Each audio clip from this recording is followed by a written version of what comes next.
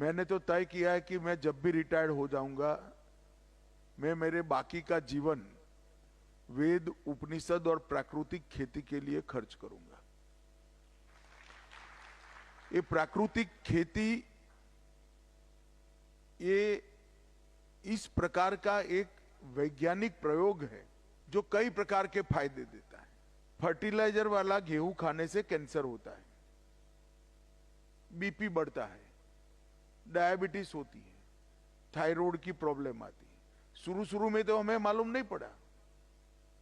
तो खाने वाले के शरीर को अच्छा रखने के लिए फर्टिलाइजर, केमिकल बगैर का खाना खाना, इसका मतलब है दवाइयों की जरूरत ही नहीं पड़ेगी। दूसरा, उत्पादन बढ़ता है। मेरे खेत पर मैंने प्राकृतिक खेती अपनाई है। आज मेरे उत्पादन में लगभग 1.5 गुना बढ़ोतरी हो चुकी है। आपके खेत में ज्यादा बारिश आएगी तो पानी बाहर चला जाता है ना, जाता है या नहीं जाता है? बोलिए ना, जाता है ना। अगर प्राकृतिक खेती आप करोगे तो एक बूंद पानी बाहर नहीं जाएगा, अंदर उतर जाएगा। क्यों? क्योंकि प्राकृतिक खेती करने के साथ ही केचवे बनते हैं। केचवे मतलब गुजराती में अरसिया कहिए ना આપણે। अब આપણે फर्टिलाइजर डाल डालकर सारे केचवे मार दिए। ये बड़े बड़े यूरिया के कारखाने डाले हैं, डीएपी के कारखाने डाले हैं, एमपीके के कारखाने डाले हैं, मगर हर केचुआ यूरिया, डीएपी और एमपीके का स्वयं कारखाना है। वो मिट्टी खाता है और खाद बनाकर बाहर निकालता है। मगर हमने जब यूरिया डाला तो केचुआ मर गया।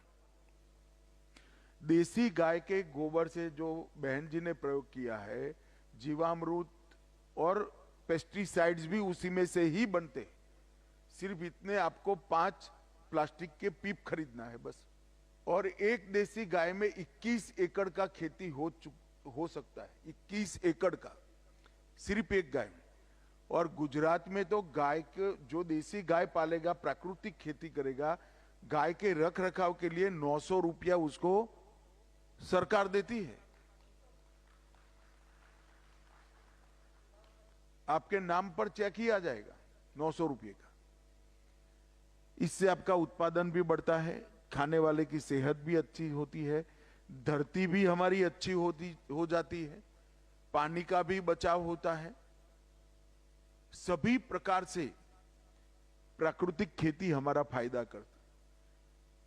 और भारत सरकार के सहकारिता मंत्रालय ने प्राकृतिक खेती का जो अनाज है वो खरीदने के लिए कोऑपरेटिव बनाई है। और अब बहन जी को गेहूं का भाव 2 गुना मिला, मगर एक गेहूं अमेरिका जाता है तो 6 गुना मिलता है। तो वो एक्सपोर्ट करने के लिए भी हमने कोऑपरेटिव बना दिया है। तो सभी लोगों ने, दूध का व्यवसाय करने वालों ने अपने गोबर के लिए भी चिंता करनी चाहिए। और गोबर का उपयोग केवल और केवल प्राकृतिक खेती में करते। बहुत सारे किसान गोबर को ऐसे ही डाल देते खेत में।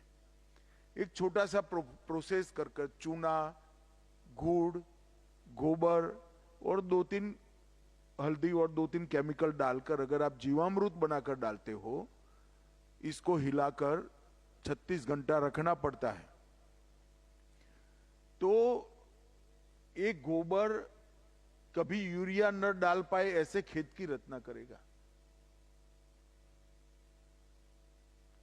और आप यूरिया का जो खर्चा करते हो वो सारा खर्चा बच्चों को अच्छा खाना खिलाने में करिए, खिलौना लाने में करिए और बच्चों को नए कपड़े दिलाने में करिए। आपका उत्पादन भी कम नहीं होगा, आप पुण्य का काम भी करोगे क्योंकि किसी को अच्छी सेहत दोगे। दूसरा पुण्य का काम करोगे, एक देसी गाय का पालन करोगे। और इसीलिए हमने प्राकृतिक खेती को बहुत बढ़ावा दिया है। अब 8-10 साल में इसके टेस्टिंग की व्यवस्था हो जाएगी, मंडियां बन जाएगी, खरीदने की व्यवस्था हो जाएगी, एक्सपोर्ट की भी व्यवस्था हो जाएगी। और अमूल के तर्ज पर जो आपका गेहूं है वो एक्सपोर्ट कर जो मुनाफा आएगा, इसका मुनाफा सीधा आपके अकाउंट में पर किलो के हिसाब से वापिस आ जाएगा। ये सारी व्यवस्था भारत सरकार ने के कोऑपरेटिव मंत्रालय ने की।